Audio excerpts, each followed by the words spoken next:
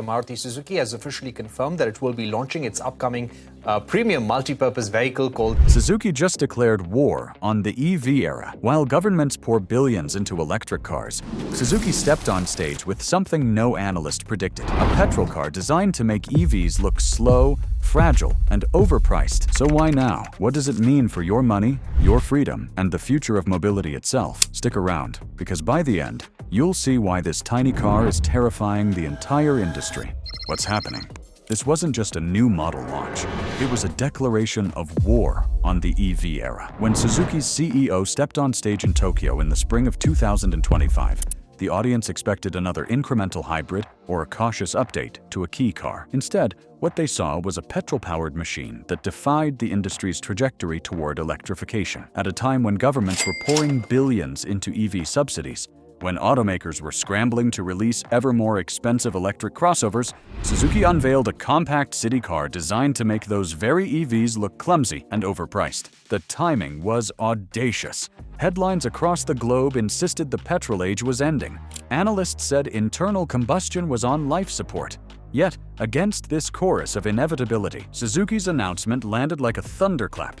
The vehicle was not a throwback. It was sleek, efficient, and brimming with clever features that made it look like the smartest contrarian play of the decade. Buyers did not see a relic. They saw freedom from charging anxiety, from battery replacement nightmares, and from the steep entry costs of EVs. In one move, Suzuki reframed the debate. Was electrification truly inevitable, or had the industry been so consumed by hype that it ignored the enduring advantages of petrol innovation? That single question rippled from Tokyo to Detroit to Wolfsburg. What dazzled audiences on stage was only the beginning. The real revelation waited beneath the bonnet. Engineering brilliance.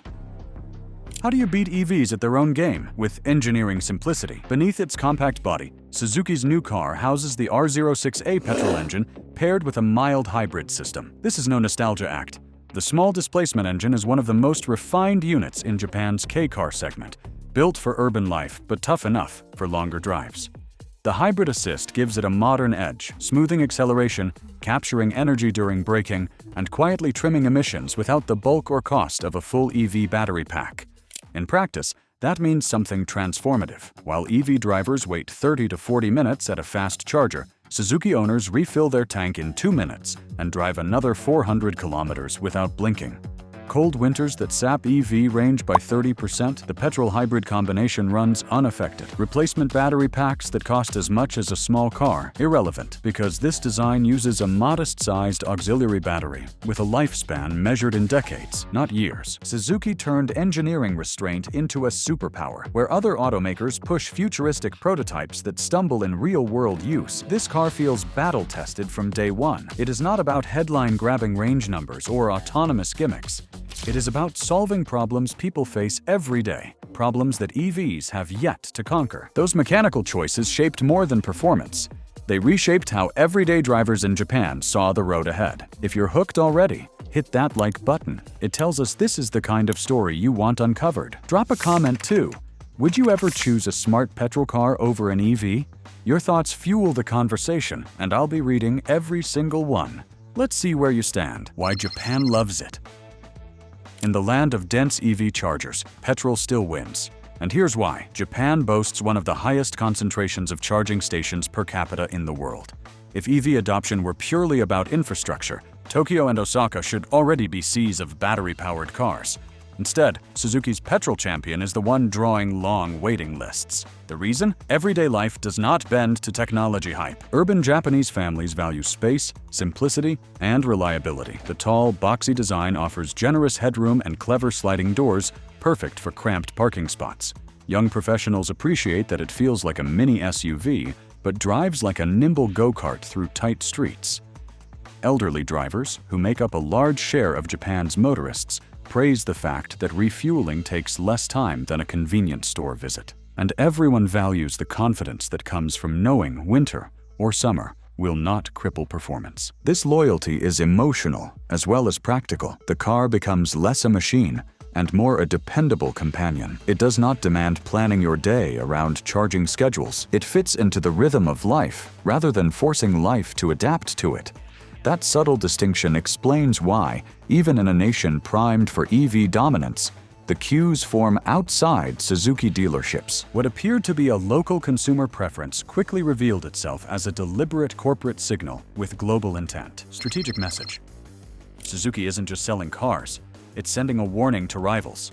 By championing petrol innovation at the peak of EV hype, the company is signaling to Tesla, Toyota, and the aggressive wave of Chinese automakers that it will not be bullied into irrelevance. Where many competitors have bet everything on battery electric platforms, Suzuki is charting a diversified path: hybrids, efficient petrol, and selective EV development. That makes it less vulnerable to policy shifts, raw material shortages, or consumer backlash. This is not rebellion for its own sake. It is a calculated play for global positioning. Emerging markets in Asia, Africa, and Latin America still lack reliable charging networks, making petrol cars indispensable for the foreseeable future. Even in Europe and North America, where EV adoption is faster, rising costs and subsidy rollbacks create an opening for affordable, efficient petrol alternatives. Suzuki's move signals to investors that it will not chase fads. It will serve markets as they are, not as politicians imagine them. Competitors cannot ignore the message. Tesla's premium EVs may dominate headlines, but they are vulnerable to a cheap, practical rival that meets the majority's needs. Toyota, once the hybrid king,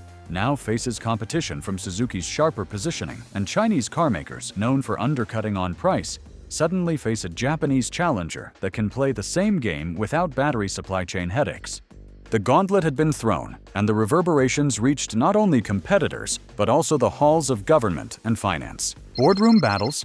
This petrol gamble wasn't nostalgia, it was survival. Inside Suzuki's Tokyo headquarters in late 2024, senior executives faced a brutal reality. Electric vehicle development was draining resources faster than sales could justify. Battery research budgets ballooned. Supplier contracts grew costlier, and each new EV release barely broke even. Investors, who had once applauded every green press release, were beginning to whisper about missed margins and declining returns. The glow of the EV gold rush was wearing off, and Suzuki's leadership needed to deliver something that reassured shareholders without sinking the company into endless debt. The pivot back to petrol was not framed as rebellion. It was pitched as fiscal discipline. Suzuki's accountants showed that a petrol hybrid car could be engineered, built, and sold at less than half the cost of a comparable EV. Tooling for the R06A engine was already paid for, and its proven reliability slashed warranty risk. By contrast, EV recalls over battery fires or software glitches represented liabilities in the hundreds of millions. Suzuki's directors understood that clinging to the EV-only narrative might win short-term applause, but invite long-term collapse. In that tense boardroom, survival instincts overruled conformity. Launching a breakthrough petrol car was not a denial of the future. It was a reminder that companies must reach the future intact. While investors counted profits and risks, policymakers began asking harder questions about national priorities. Policymakers push back. What happens when consumer choice collides with green mandates? Japan had positioned itself as a leader in the clean transportation revolution. Generous subsidies for EV buyers, ambitious targets for zero-emission zones, and high-profile speeches about carbon neutrality filled government agendas. Yet the surge of interest in Suzuki's petrol disruptor threatened to undermine years of carefully cultivated policy momentum. For policymakers, the optics were troubling. How could Japan boast of its EV leadership when its citizens were lining up for petrol cars in 2025? To admit that buyers preferred the practicality of Suzuki's new model would be to admit that government incentives were out of sync with public need. Behind closed doors, ministries debated whether to tighten emission standards or adjust subsidy programs to tilt the scales back toward electrification. But any heavy-handed crackdown risked political backlash. After all, voters were taxpayers, and taxpayers had little patience for policies that forced them into expensive EVs, while a cheaper, more convenient option sat on the showroom floor. Suzuki's launch created a dilemma: double down on EV enforcement and risk alienating citizens, or quietly allow petrol innovation to coexist with green ambitions. Neither choice was easy, because both carried political costs. Those policy debates may have filled conference rooms, yet the consequences were most deeply felt where steel met sweat, on the factory floor. Workers in the middle. On factory floors, the fight between EVs and petrol isn't abstract. It's jobs. At Suzuki's plants in Hamamatsu and Kosai, workers understood the stakes more clearly than anyone in parliament. Retooling a factory for EV production meant ripping out assembly lines, retraining crews, and often cutting headcount. EV drivetrains have fewer moving parts than petrol engines, meaning fewer hands are needed on the line. For union leaders, every new EV project carried an unspoken cost: unemployment. By contrast, the petrol hybrid project promised continuity. Workers already knew how to build small engines and transmissions. The R06A line was familiar, the supply chains well established. When Suzuki announced the new car, many employees felt a surge of relief. It was not just a win for the company's bottom line, it was a reprieve for thousands of families who feared their skills were becoming obsolete. Union representatives began speaking more openly about the dangers of a headlong rush into electrification. They argued that the transition should be paced, not forced, and that the survival of communities depended on a balanced approach. For many workers, Suzuki's petrol gamble symbolized more than innovation. It was a lifeline. As workers wrestled with their own futures, international markets started drawing lessons from Japan's upheaval. The global ripple. From India to Africa, Suzuki's Petrol Star is sparking imitators. In regions where charging infrastructure remains patchy or unreliable, EV adoption has always been more aspiration than reality. In India, long queues at limited fast chargers frustrate drivers. In sub-Saharan Africa, unreliable electricity grids make home charging unrealistic. And in Southeast Asia, the cost of imported EVs keeps them out of reach for middle-class families. Into this gap, Suzuki's petrol disruptor fits perfectly, offering a modern, efficient alternative that does not require governments to spend billions building charging networks. The international press quickly noticed. In Delhi, local automakers began exploring similar compact petrol hybrid concepts. In Nairobi, taxi associations praised the idea of an affordable, fast refueling car that could handle long shifts without downtime.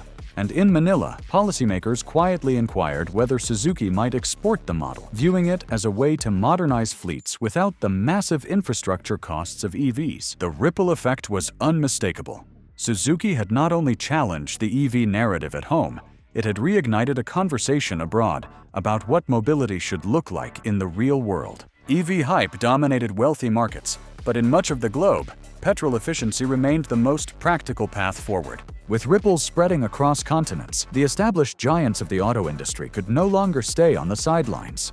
Tesla and friends react. Tesla mocked it, then quietly cut prices.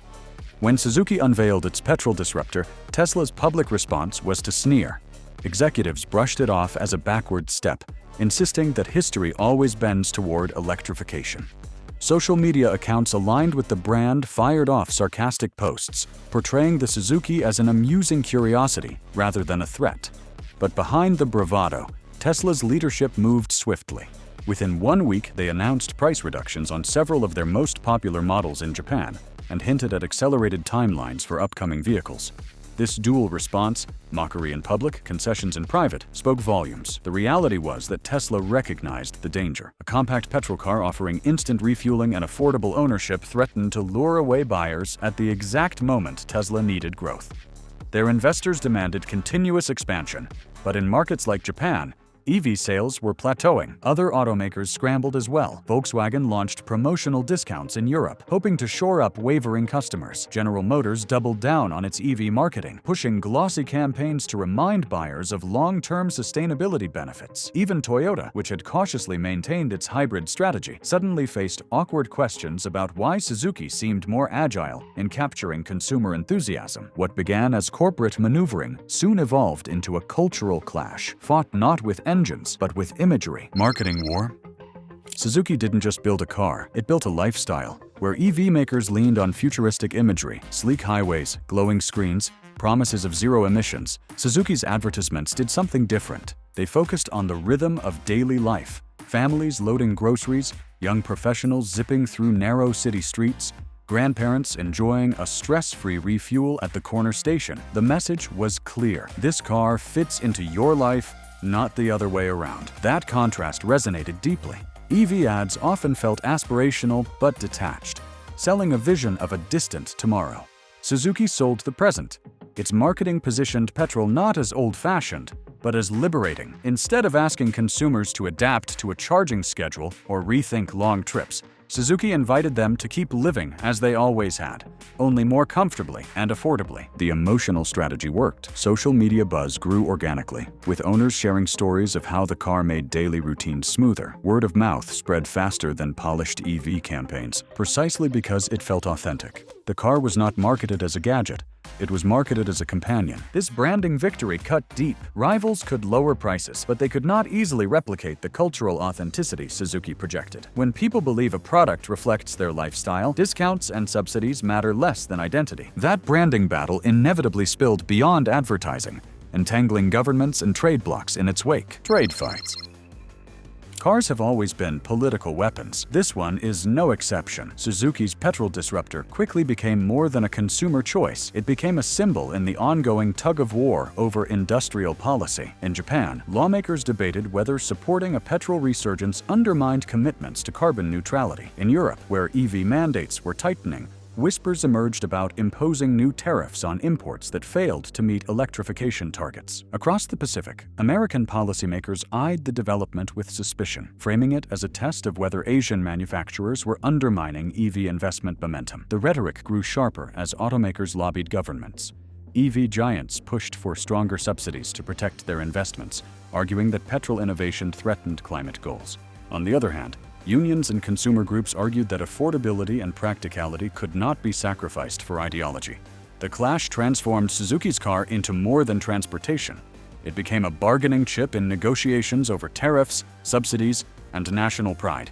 Nationalist narratives inevitably followed. In India, local commentators framed Suzuki's move as evidence of Japanese pragmatism, contrasting it with what they saw as Western obsession with unattainable climate targets. In Germany, some political voices called the Petrol disruptor an act of economic undercutting. The lines blurred between policy, identity, and competition. Amid all the tariffs and subsidies, the most decisive factor remained the same: the budgets of ordinary households, the wallet test.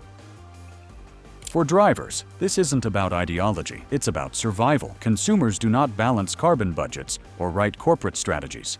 They balance household expenses. And in 2025, when inflation pressures strained family finances, Suzuki's Petrol disruptor looked like relief. The purchase price undercut most EVs, even after subsidies. Refueling cost less time and often less money than navigating inconsistent charging rates. Insurance premiums for K cars were lower. Maintenance expenses were predictable, thanks to decades of engine refinement.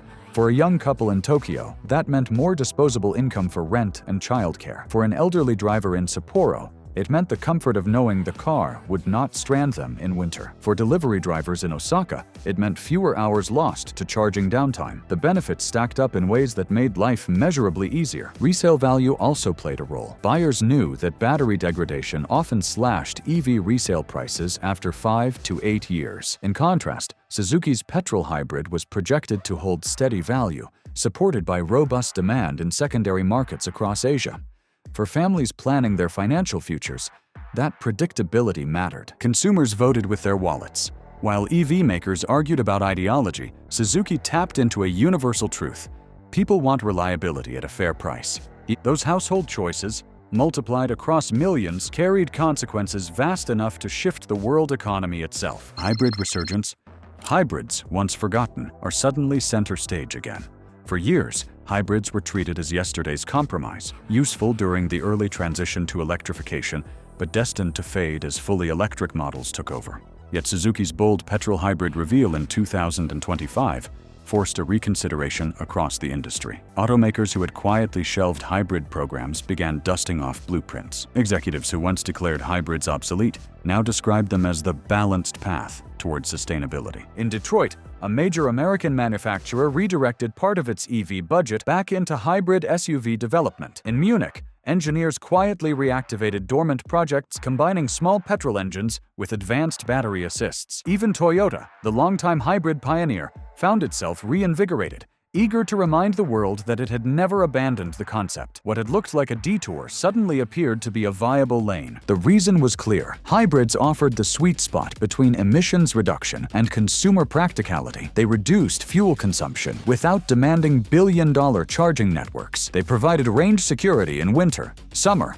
or rural areas. Most importantly, They delivered affordability, a word shareholders, politicians, and drivers alike could rally around. As hybrids reclaimed center stage, financial analysts began recalculating which visions of the future truly paid off. Investor reality check. Wall Street is done with buzzwords. It wants profits. For nearly a decade, investors tolerated massive losses from EV startups, so long as those firms promised to disrupt the future. Words like scalability, autonomy, and sustainability acted as a shield against hard questions. But when Suzuki's Petrol disruptor began winning market share, the facade cracked. Analysts noticed the contrast between Suzuki's profitability and the bleeding balance sheets of some EV darlings. Suddenly, conference calls were filled with tougher questions. How soon would margins improve? When would subsidies stop masking losses? Could an EV-only company survive if oil demand stabilized or battery costs failed to fall as predicted? Investors began rewarding diversified strategies,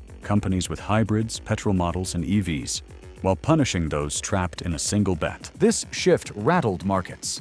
A once high-flying American EV firm saw its stock cut nearly in half after admitting delays in battery production. Meanwhile, Suzuki's shares surged as analysts praised its disciplined approach. The message was unmistakable. Ideology would no longer secure funding, only sustainable profits would. That recalibration did not stop at balance sheets. It spilled into the volatile world of energy and resources. Oil versus batteries. This tiny petrol car just rattled trillion-dollar markets. Global resource demand is shaped by automotive trends, and Suzuki's disruptor sparked sudden recalculations. For years, analysts projected a relentless decline in oil demand as EV adoption surged. But the petrol hybrid Resurgence suggested that gasoline consumption might remain steady, or even tick upward, for the next decade. Futures traders adjusted forecasts accordingly, and oil-exporting nations breathed easier. At the same time, battery mineral markets wobbled. The lithium triangle of Chile, Argentina, and Bolivia had prepared for soaring demand. African cobalt mines expanded rapidly, often under brutal conditions, to feed EV production. But as hybrids reclaimed market share, projections for these minerals softened. Investment banks quietly lowered long-term price estimates for lithium and cobalt, noting that hybrids require smaller batteries and fewer exotic materials. The geopolitical consequences were enormous. Middle Eastern states felt a reprieve, gaining leverage they feared was slipping away. Meanwhile, countries betting their future economies on battery exports faced unsettling questions about overcapacity. Trade negotiations began to tilt, with oil producers sensing renewed power, while mineral suppliers scrambled to justify expansion plans. Behind those commodity swings lay a deeper story, one about power, identity, and who really steers the future of mobility. We've reached the tipping point. If you've stayed with me this far, you know this isn't just about cars. It's about control, freedom, and the future. So subscribe right now and join our community. You don't want to miss what's coming, because the next chapter in this story could hit closer than you think. A new mobility future. This wasn't just about a car. It was about who controls movement itself. Mobility has always been more than transport. It is freedom, identity, and power. By unveiling a petrol disruptor at the height of EV evangelism, Suzuki forced the world to confront uncomfortable truths. Who decides how people move? The consumer making choices? The corporations shaping options? Or the government setting mandates? For ordinary drivers, the lesson was simple. Convenience and affordability still matter more than ideology. For politicians, the revelation was harsher. Policies built on assumptions can crumble when confronted with reality. For corporations, the takeaway was urgent. Bet everything on a single future, and you risk losing when the narrative shifts. Suzuki's move revealed the fragility of consensus. EVs may still dominate headlines, but the future is not linear. It is contested, negotiated, and shaped by forces as diverse as household budgets, union contracts, and global commodity flows. What looked like an unstoppable march toward one vision of progress now feels like a branching path. The car itself may be small, but its message is immense. Mobility will not be dictated solely by technology, but by the intersection of economics, politics, and human choice. That is why this petrol disruptor resonates far beyond showrooms. It forces us to ask not just what we drive, but who holds the power to decide. And so the story closes, not with finality, but with a challenge. In a world where every road is contested, the battle for mobility's soul has only just begun. You've seen how one petrol car rattled the entire industry, investors, governments, even global markets. But this story isn't finished. What Suzuki started is only the beginning, and the next moves could shape your money, your freedom, and the way you live. So here's what to do. Subscribe right now, hit that bell, and join this community. Together, we'll track every twist, every leak, every hidden decision they don't want you to see, because the next video, it might be the one that changes how you see the future forever.